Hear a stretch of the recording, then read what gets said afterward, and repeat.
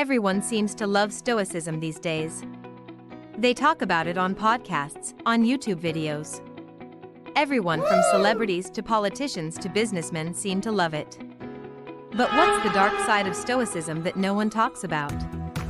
Well, over the past few years, I've been thinking about this a lot because I myself am a Stoic and there are some pretty dark things in Stoicism.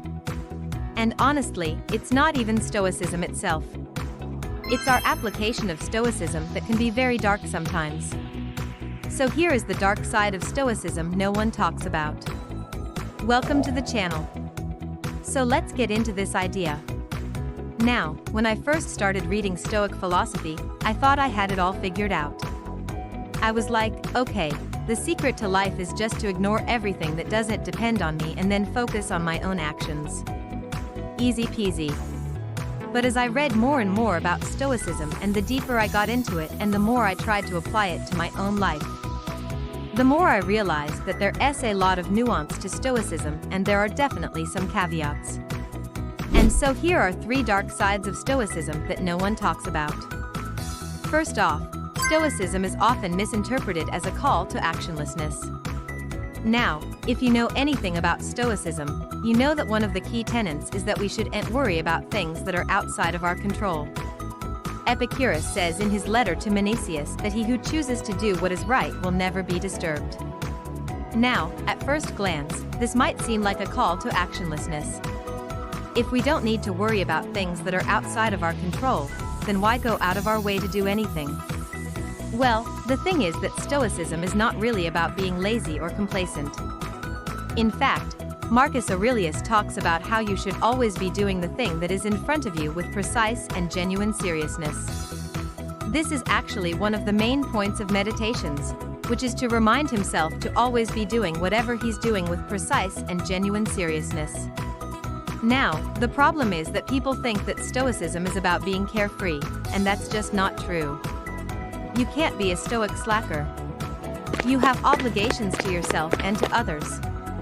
And so we shouldn't mistake the freedom that comes from not worrying about external things for an excuse to do nothing. Stoicism is not about being lazy. Another dark side of Stoicism is that it's often used as a form of self-improvement. Now, there's nothing wrong with wanting to improve yourself. I mean, that's a very human desire. But the problem is that people use Stoicism as a hack to become better. They want to become the best version of themselves, but they don't want to put in the work. They don't want to make the sacrifices. They want the self-improvement without having to do the hard work. Well, that's not how it works. Self-improvement takes time and effort. You have to be willing to put in the work. You have to be willing to make the sacrifices. You can't expect to read a few books on Stoicism and suddenly become the best version of yourself. It just doesn't work that way. The Stoics would say that you have to be patient with yourself. You have to be willing to put in the work. You have to be willing to make the sacrifices. That's how you improve yourself. The third and perhaps most insidious dark side of Stoicism is that it's often used as a tool for self-justification. What I mean by this is that people use Stoicism as a way to justify their bad behavior. They say things like, oh, it's just part of my Stoic journey, or oh, I just have to do what's right. Well, that's not what Stoicism is about. Stoicism is not about being self-righteous or holier than thou. In fact, the Stoics would say that we should always be aware of our own faults and that we should always be trying to improve ourselves. We should never use Stoicism as a way to justify our bad behavior. Instead, we should use it as a way to make us better people. So yeah, those are 3 dark sides of Stoicism that no one talks about. Now, I want to make it clear that I'm not saying that we should reject Stoicism. In fact, I'm a Stoic myself and I believe that Stoicism is a great philosophy for life. But we have to be aware of its limitations. We have to be aware of its potential for abuse. And we have to be aware of the dark side of Stoicism. There's a reason why no one talks about this stuff. It's because it's uncomfortable. It forces us to confront the fact that Stoicism is not a magic bullet. It's not a hack to make your life better. It's not a way to justify our bad behavior. Stoicism is a philosophy that requires work. It requires dedication. It requires sacrifice. But if we're willing to put in the work, then Stoicism can be a powerful tool for making us better people. Let me give you an example of this.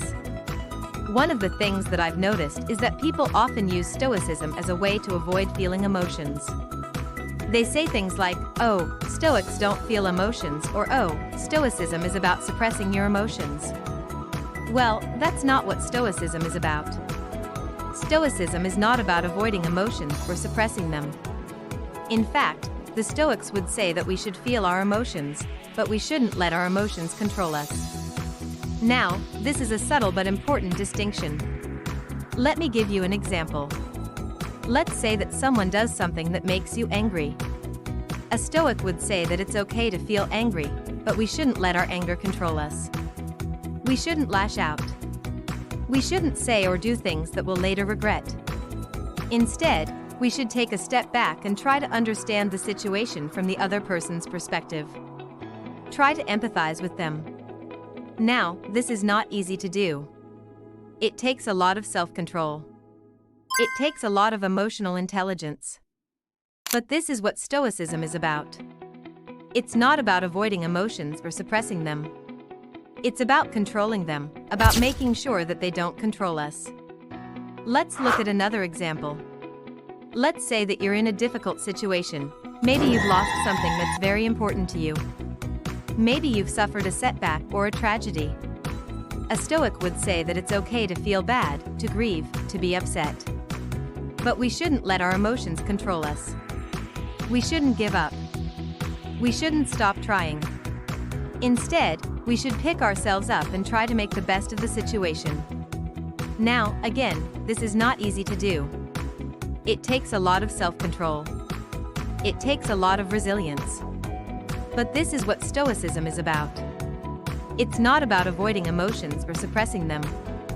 It's about controlling them, about making sure that they don't control us. I think that this is the dark side of Stoicism that no one talks about. It's the idea that Stoicism is a philosophy that requires work, that it's not a magic bullet, it's not a hack, it's not a way to justify our bad behavior. Stoicism is a philosophy that requires us to be better people, to be more self-aware, to be more emotionally intelligent. And that's not always easy to do. That's why no one talks about this. That's why I wanted to talk about it today, because I think it's important that we, as Stoics, that we as students of Stoicism are aware of this. We have to be aware of the dark side of Stoicism. We have to be aware of its limitations. We have to be aware of its potential for abuse. But if we're willing to put in the work, then Stoicism can be a powerful tool for making us better people. So yeah, that's all I have for you today. I hope you enjoyed this video. If you did, please hit the like button. It really helps me out. And I will see you in the next video.